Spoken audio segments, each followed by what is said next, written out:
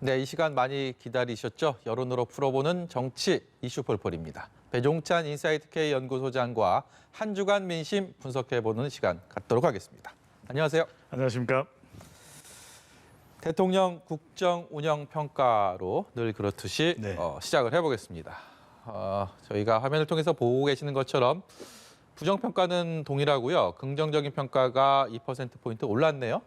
이번 주는 대통령 취임 4주년 기자회견도 있었고 여러 가지 정치적인 이슈들이 많이 있었기 때문에 분명한 의미가 좀 있을 것 같습니다. 4주년 취임 특별 연설 효과도 있다고 봐야 될 것 같고요.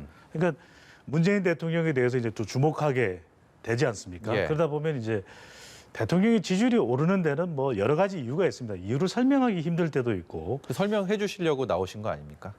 네, 너무 그렇게 좀 추궁하듯이 묻지만 알겠습니다. 죄송합니다. 네, 표면적으로는 지금 가장 대통령 지지율에 영향을 줄 수 있는 것은 역시 코로나 변수겠죠. 백신 관련인데 예.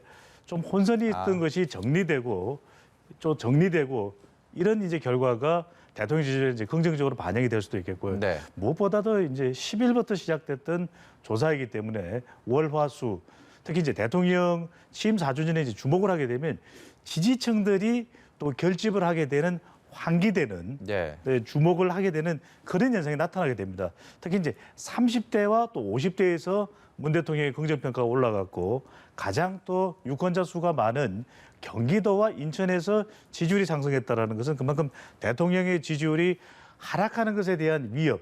그러니까 우리가 추세를 한번 보이는 그래프를 한번 보여주신다면요. 자, 대통령 추세가 자 30% 중반대까지 내려갔다. 이게 이른바 우리가 이야기하는 지지율 30%의 법칙이거든요. 예. 지지율이 30%에 가까워지게 되면 또 그 이하로 내려가게 되면은 대통령의 국정 동력에 상당한 지장을 초래하게 됩니다. 그러다 보면 이제 지지층들이 결집하는 30대와 또 50대 진보 성향이 강한 대통령을 지지하는 지지층들이 더 결집하는 현상이 있다고 볼 수 있겠는데 이번 대통령의 지지율을 좀 더 추가적으로 분석을 해보면 20대와 30대가 좀 다른 양상을 보이거든요. 그러니까 역시 20대보다는 30대가 더 대통령 지지층의 성격이 있다. 그래서 결집하는 현상을 보였다. 이렇게 우리가 해석을 할 수 있겠습니다. 지금 정치권은 온통 인사청문 전국입니다. 오늘도 해수부 장관 후보자 자진 사퇴를 했는데 네. 이것이 뭐 청와대 인사 개각과 정면으로 맞물려 있기 때문에 내일 문 대통령과 송영길 대표 회동이 있지 않습니까? 네. 그리고 인사청문 보고서 재송부 요청도 내일까지 해달라고 한 상황이기 때문에 이 다음 주에 지금의 인사청문 전국이 대통령 지지율이랑은 또 어떻게 작용을 할지도 굉장히 관심입니다. 그렇죠. 이게 이제 부정적으로 영향을 미칠 가능성이 예상되었었죠. 왜냐하면은 대통령의 지지율에 또 이제 중도층이 지난 재보궐선거 이후에 이제 이탈하면서 대통령 지지율이 하락하는 현상도 결과도 있었기 때문에 특히 이제 중도층의 경우에 이 대통령의 인사에 대한 영향을 줄 수가 있습니다. 그런데 박준영 해양수산부 장관 후보자가 자진 사퇴를 했습니다. 예. 사실상 내일 논의될 내용의 이 해답이 오늘 이미 나온 것 아니냐 예. 이렇게 또 해석할 수도 있는 것이거든요. 그렇다면 내려갈 뻔했던 대통령 지지율의 하락이 사실 해소되는 그런 또 결과로도 의미 해석을 또 받아들일 수도 있는 부분이거든요. 예. 그렇다면 대통령 지지율에 부정적 영향이 있을 뻔했는데 이 박준영 후보자가 사퇴함으로써 조금 일단락되는 것 아니냐. 다음 주에는 또 장관의 후보자 임명보다는 좀 다른 이슈가 또 영향을 미칠 가능성이 더 있을 것으로 보입니다. 지금 이 시간에 국회에서는 여야 원내대표 오늘 뭐 두 번째 만나서 협상하고 있는데 또 이 협상 결과가 또 어떤 영향으로 또 미치게 될지도 좀 관심이 갑니다. 정당 지지율 좀 보겠는데요. 정당 지지율 보면요. 민주당과 국민의힘 둘 다 떨어졌습니다. 소폭이긴 하지만 떨어져서 정당 지지율도 비슷하게 형성이 돼 있고요. 다른 정당도 비교적 비슷한데 우당 측은 조금 늘었고 글쎄요. 제가 보기에는 큰 무슨 의미가 있을까라는 저는 선뜻 떠오르진 않습니다. 네. 그래도 두 정당 모두 지지율, 대통령 지지율이 올라갔는데도 불구하고 여당의 지지율은 동반 상승하지는 않았거든요. 예. 반면에 지지할 정당이 없다는 무당층이 더 올랐습니다. 요즘에 사실 국민들이 가장 크게 관심이 있는 것은 먹고 사는 문제일 수밖에 그렇죠. 없습니다. 예. 경기가 회복되고 또 코로나 국면에 여러 민생 현안들이 많은데도 불구하고 좀 인사청문회 전국에서 또 보고서 채택을 놓고서 청문 보고서 채택을 놓고서 실랑이하는 모습을 보게 되거든요. 예. 이러면 국민들의 또 실망이 나타납니다. 이 무당정 지지할 정당이 없다가 3%포인트 올라간 점, 이 점들은 이런 점은 바로 이제 국민들의 정치 혐오로도 해석될 수 있는 부분이거든요. 그런 만큼 더불어민주당도 뭐 큰 폭은 아니지만 국민의힘도 지지율이 내려간 것. 최근에 이제 인사청문 보고서 채택과 관련해서 실랑이하는 모습. 예. 여당의 경우에는 3명의 장관 후보자가 좀 결격 사유가 있다. 심지어는 정의당도 데스노트에 올릴 정도였고, 반면에 이제 총리 후보자의 경우에는 그래도 좀 통과되는 것이 낫지 않겠느냐, 이런 여론도 있거든요. 예. 그렇기 때문에 좀 적극적으로 협조하지 않는 국민의힘을 모습을 보면서 국민들은 어느 쪽 편을 드는 건 아닙니다. 그러다 보면 특히 이제 중도층의 경우에는 더 이 중립적으로 평가를 할 수가 있기 때문에 오히려 정치 혐오가 이 인사청문 전국에서 조금 더 늘어났다고 볼 수가 있는 것이죠. 좀 잘 해갖고 양당 다 그냥 쭉쭉쭉쭉 올라갔으면 좋겠는데. 그렇죠. 국민이 보고 싶은 건 협치입니다. 예. 그러니까 최근에 문재인 대통령 임기 1년 남은 기간 동안 가장 이 힘을 써야 되는 과제가 뭐냐고 물어봐서 저는 더불어민주당 지지층이나 또 국민의힘 지지층이 다를 줄 알았거든요. 예. 같아요. 그러니까 우리 국민들은 사실 아주 민감한 이념적인 현안이 아니라면은 대체적으로 국민이 원하는 방향은 같다. 반드시 그 부분을 정치권도 유념해야겠죠. 예, 우리 배 소장님 말씀 잘 들으셔야 될 것 같습니다. 네. 대선 후보 적합도 알아보겠습니다. 민주당 여권의 주자들은 대권 행보가 굉장히 분주합니다. 지역 기반을 다지는 움직임부터 해서 싱크탱크 자기 본인들의 어떤 외연 확장에 굉장히 열심히 뛰고 있는데 네. 반면에 야권은 그에 비교하면 좀 못 미치는 상황. 심지어 야권에서 가장 선두로 달리고 있다고 하는 윤석열 전 총장은 아예 외부 활동이 없는 상황입니다. 네. 계속 이렇게 고정이 몇 주째 되고 있는 것 같아요. 그렇죠. 지금 자기 대선 후보 적합도 조사 결과를 보면 참 심심합니다. 뭔가 큰 변화가 없어요. 이재명 지사는 이 여권의 가장 유력한 후보이지만 지지율에 변화가 없고, 예.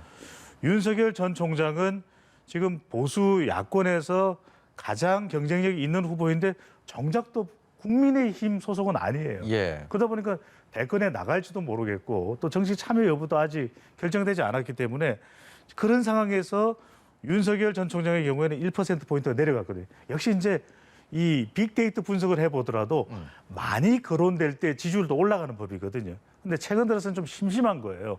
윤석열 전 총장과 관련된 이슈가 없다 보니까 자기 대선 후보 지지율 조사에서도 윤 전 총장과 이 관련된 이슈가 없는 상황에서 지지율이 내려갔고, 그 다음에 이재명 지사의 경우에도 최근엔 또 별다른 뭐 재보궐선거의 이슈가 없잖아요. 예. 그러다 보니까 지지율을 유지는 하고 있지만 박스권에 갇혀 있는데 우리 청취자분들은 이 점이 가장 궁금하실 거예요.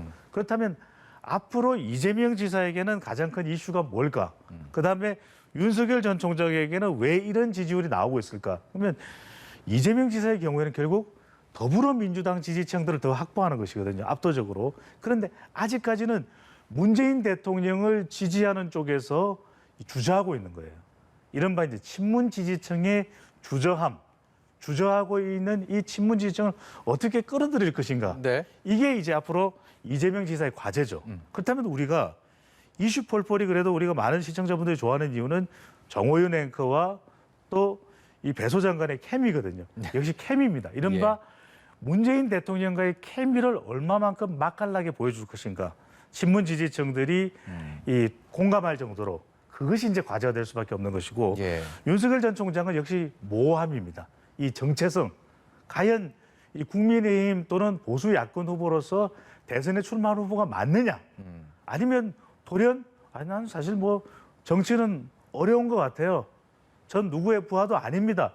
이러면서 대선과 또는 정치 참여 선을 그어버리면 상당히 이건 보수 야권 쪽이나 국민의힘은 닥쳤던 게 지붕 쳐다보는 격이 상황이 되거든요. 급변하겠죠. 그렇죠. 그러다 보니까 이런 모성이 윤석열 전 총장으로서는 가장 큰 걸림돌이 되고 있는 예, 거죠. 그 외에 나머지 후보들을 한번 보시게 되면은 이 이낙연 또 안철수, 홍준표, 정세균 후보들이 다 한 자릿수예요. 근데 과연 그러면 우리 시청자들이 분들이 보실 때는 제3의 후보가 될 수 있는 이 후보들이 언제쯤 등장할 것인가? 그것이 또 과연 가능할 것인가? 예. 근데 대선 후보가요. 이게 지지를 계속 다져오는 그런 정치적인 자산이기 때문에 참 어느 날 갑자기 느닷없이가 쉽지 않다라는 거. 그래서 앞으로 차기 대권 후보 지지율을 요동칠 수 있는 변수가 있을까라고 했을 때 고개를 갸우뚱하게 됩니다. 아, 이 심심한 지표를 가지고 이렇게 깊은 분석을 해주실지 정말. 네. 예, 그러면요. 민주당은 정말 그래도 대권 주자들 여권에서는 분주하게 움직이고 있기 때문에 네. 이 진보 성향의 유권자들은 대권 주자들을 어떻게 보고 있는지, 민주당 주자들 네. 어떻게 보고 있는지 그 지표를 좀 보겠습니다. 진보 진영의 차기 대권 후보 적합도 이렇게 보면 이재명, 이낙연, 정세균 뭐 이른바 1강 2중에다 이런 형성들이 돼 있습니다. 네. 앞서서 전체 적합도랑은 조금 차이가 있습니다. 차이가 있죠. 그런데도 불구하고 없음이라고 나와 있는 저 34%가 가장 높잖아요. 근데 지금 우리가 어디든지 간에 이 34%를 가져가면 1위가 되는군요. 그러니까요. 그런데 진보 진영 차기 대선 후보 적합도인데 저 34%가 국민의힘 지지층일 수도 있고 이게 지금 더불어민주당 지지층에게만 물어본 것은 아니거든요. 네. 그냥 후보만 지금 범여권 후보를 이제 거론을 한 것이기 때문에 그렇다면 이재명 지사로서는 이른바 중도층까지 얼마만큼이나 더 흡수할 수가 이게 지금 그래프상으로서는 사실상 더불어민주당 지지층들은 상당히 많이 가져와 있는 상태인데 그러네요. 남아 있는 또 이 다른 후보들의 지지층, 이 더불어민주당 지지층 그리고 중도층을 얼마만큼 가져올 수 있는가 중요한 것이고 세대 교체론을 이야기를 하면서 출마 선언을 한 것이 이제 박용진 후보가 있고 네. 또 지금 광역단체장으로서는 또 이번 주에 양승조 충남지사 출마를 했는데 네. 참 이렇게 군소 후보들이 지지율을 끌어올리기는 참 쉽지가 않아요. 그러다 보니까 나오는 이야기는 이재명이냐 이재명이 아니냐 누가 본선 후보가 될 것이냐 이런 이야기가 나오고 있기 때문에 마지막 이제 남아 있는 중요한 변수 중에 하나가 이 경선 일정일 것 같아요. 네. 자, 경선 일정 연기를 바라지 않는 이재명 지사 또 나머지 후보들은 속내를 이야기는 하고 있지 않지만 이거 우리 시간이 없는데 내심 조금 경선 더 일정, 시간이 있었으면. 그렇죠. 시간이 더 있었으면 하는 생각을 할 수밖에 없는데 이게 사실 경선 일정 연기와 관련해서는 다들 대선 후보의 입장이 중요하다고 판단하실 수 있지만 그렇지가 않은 것이 차기 대권 후보가 지나치게 빨리 범여권에서 가셔야되면 문재인 대통령의 국정 운영에 부담이 될 수 있어요. 네. 사실 더불어민주당의 전재수 의원이 이 경선 연기론을 꺼내는 것은 역시 문재인 대통령의 국정 운영과 관련이 크다. 그러니까 빨리 차기 대선 후보가 부각되지 말았으면 하는 생각이 친문 지지층 내에는 있을 수가 있거든요. 청와대에서도 있을 수도 있는 것이고 그렇다면 이것이 과연 어떻게 결정되느냐가 글쎄 이제 차기 대권 후보의 범여권 내에서는 굉장히 중요한 변수가 될 가능성이 높죠. 예. 시간이 얼마나 남았죠? 1분 정도 있나요? 보수 진영에서요. 이번 네. 주에는 이제 무소속 홍준표 의원 복당 신청하면서 지금 당장 결론 날 것 같지는 않는 분위기이긴 한데 홍준표 의원 같은 경우도 대권 주자로 분류가 되기 때문에 네.